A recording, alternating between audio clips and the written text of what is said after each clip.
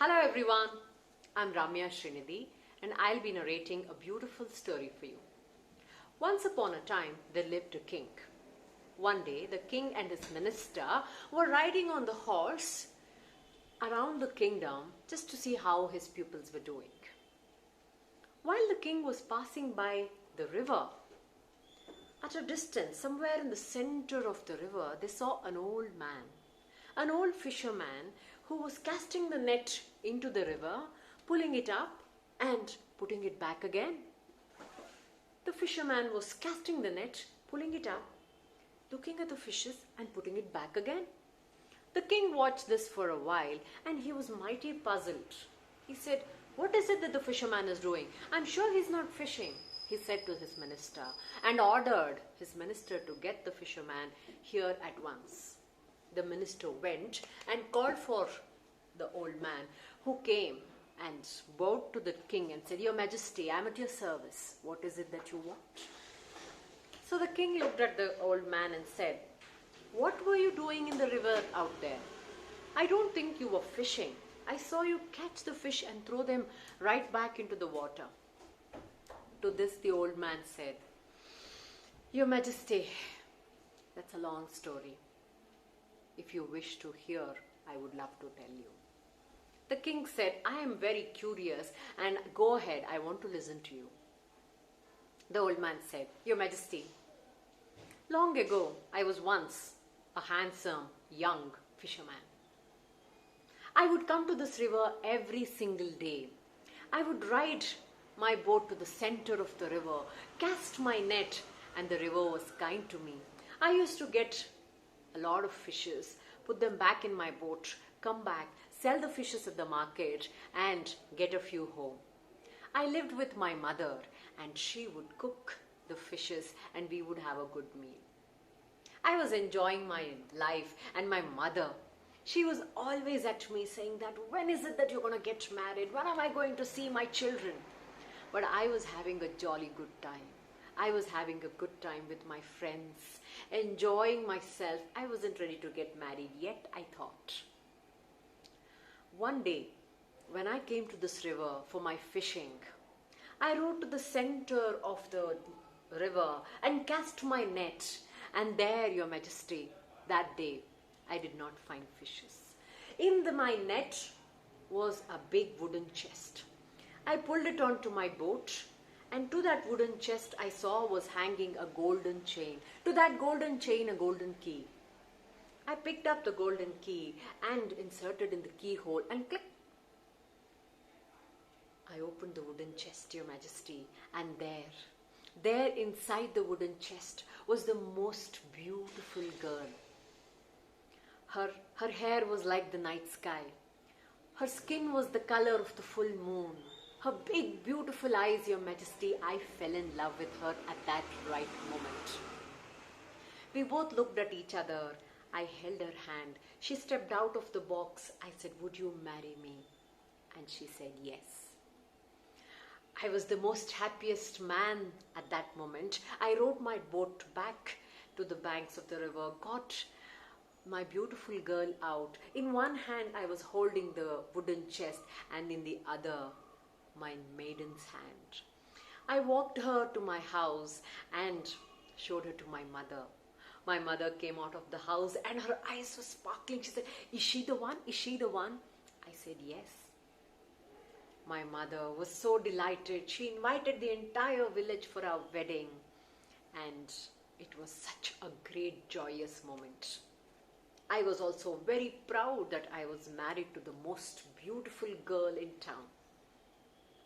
I thought being a fisherman wasn't good enough for this beautiful girl I have married.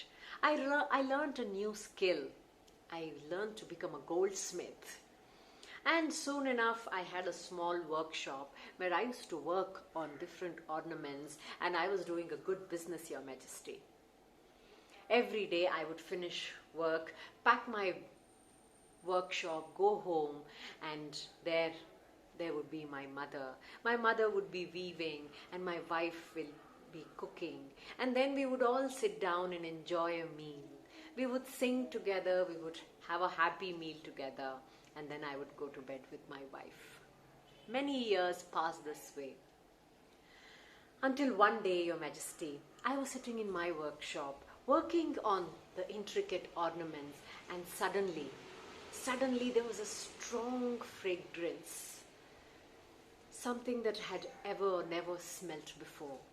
A strong fragrance, I was wondering where it is coming from. Soon it was followed by 3 veiled women.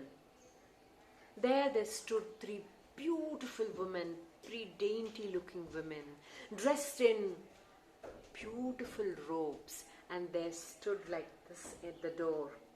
And one of them, Your Majesty, with a sweet voice, told me, "Are you happy?" I was puzzled by this question. I looked at them and said, "What kind of a question is this?" "Of course I'm happy," I said. To this, the veiled woman laughed and said, "All right then, if you're happy, okay." And they just quickly turned and they left. They left my workshop, Your Majesty, but the question and the fragrance was lingering with me. I wondered what they meant by asking me, was I happy? I went home that day. My wife was cleaning. She was laughing and talking to my mother. My mother was finishing up her work, and both of them were so happy to see me. I washed up and they greeted me with the most sumptuous food. We ate and we enjoyed, and of course I was the happiest man on earth. The next day, when I went to the workshop, I was also expecting to see them again. And while I was sitting there working on my ornaments, the same fragrance was back again. Followed by that was the same 3 veiled women who came to my door and said, "Are you happy?" To that again, this time I took some time to reply to them. I said, "What do you mean, am I happy? Of course I'm happy," I said, and I was angry at this question, Your Majesty. "Are you happy? Okay." And then they turned and they left. Their question was starting to bother me, Your Majesty. I went home that day wondering what was happiness. Am I really happy? What do they mean by this? Who are these 3 women and why are they asking me this question? It started bothering me so much that I went home late that day. I did not go home for dinner, and as soon as I came, my mom stormed at me and said, "Where have you been? Why are you so late? Your wife has not even had her dinner. She was waiting for you and she's up in the room." I did not answer my mother. I went right up to my room. I climbed the steps, went to my room, and I saw my wife in the bed. I could hear her sobbing. I should have hugged her. I should have held her. I should have explained to her, but I did not do any of that. I just turned the other side and slept. The next morning, I did not speak to my wife or my mother. I just got up, got ready, and went straight to my workshop, sitting and working on my intricate ornament design. But I was not able to work. I was not able to concentrate on what I was doing. Within no time, Your Majesty, the same fragrance was there, and there they were, the 3 veiled women. They looked at me and said, "Are you happy?" To this I said, "I am not happy." "What is happiness? Can you tell me what is happiness?" "Do you want to know what is happiness? Follow us," they said. I just got up from my workshop and I just blindly followed them. The 3 of them started walking and I just continued to follow them. We went through the meandering roads, some of the streets that I knew, and then I entered the streets that I had never seen before. We went up and down and right and left, and there we finally entered a huge mansion. A beautiful mansion with amazing paintings all over it, and a big wooden door with a doorknob of a masked woman in front of it. They opened the doorknob. The door was flung open and the three women walked inside and I followed them. Inside that, Your Majesty, it was a feast of itself. There was all kinds of foods, there were all kinds of drinks, and there were women dancing, and everybody seemed to be happy and enjoying themselves. The three veiled women seated me and gave me the most sumptuous food that I had ever eaten. They gave me the best of the best drinks, and I was immersed in this. Just then, the three of them came to me and said, "Would you like to marry one of us?" I was shocked at this question. I was a married man, but I was smitten by their beauty. They were so dainty and so graceful and so beautiful, and this place was heavenly. I said, "Yes." "Then you will have to choose one among us." It was difficult to choose. All three of them were so beautiful and so lovely. Suddenly, the one in the center slightly put her leg forward, indicating that I should choose her. I said, "Her! I'm going to marry her."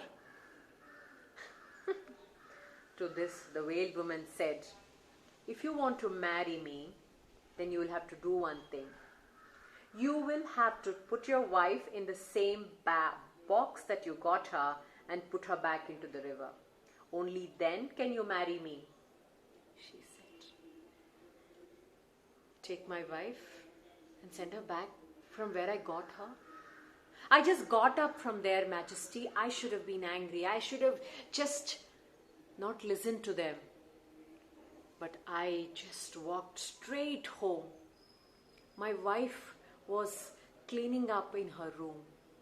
My mother came to me and said, "What is it? Why are you back home so early? You went without eating. Would you like to eat?" "No questions for me," I told her.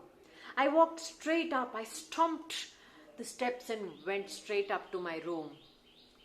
And that wooden chest, Your Majesty, we had made a small table out of it. I just pushed everything that was kept on the chest, and the golden key and the golden chain was still there. I dragged the chest in one hand and I pulled my wife's hand in the other and started getting down the steps. My wife was pleading me. She said, "What happened? What have I done? Is it because we don't have children? We will have children. What's going on? What's the problem?" "No questions for me," I said. And we walked down the chest, and the chest was behind me, thump, thump, thump, thump, thump, getting down the steps. My mother stopped us and said, "What's wrong with you? Why are you behaving like this? And where are you taking my daughter-in-law?" "No questions for me," I said. And I dragged my wife.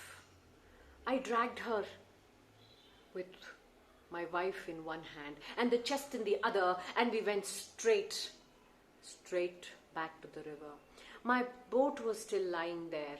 I just opened the boat and I put the chest in the boat. I made my wife get into the boat and I rowed back to the center of the river, and I told my wife, "Get inside." She pleaded. She requested. She said, "What's wrong? What's going on? What have I done?" "Just get inside," I ordered. And she resigned to her situation. She got inside the chest. I closed the lid. I locked the chest and I pushed it. I pushed it right in the center of the river in a cold heart. I rowed back and I went looking for my three veiled women. I looked for them. I went around in the streets that I knew. Then I went in the streets that I did not know. And I looked for this mansion. I looked for this mansion everywhere, Your Majesty, but it was nowhere to be seen. I asked everyone. I asked people if they had seen some three beautiful maidens like this. I asked them if they had seen a mansion so magnificent, but nobody seemed to have seen or heard of anybody like this. From there, I went straight where my feet could take me. I went home. I went home. I went straight up to my room and I just fell there. Since that day, Your Majesty, I come to this river every single day. I ride to the center of the river. I cast my net. I pull up and put it back. I cast my net. I pull it up and put it back. I cast my net again.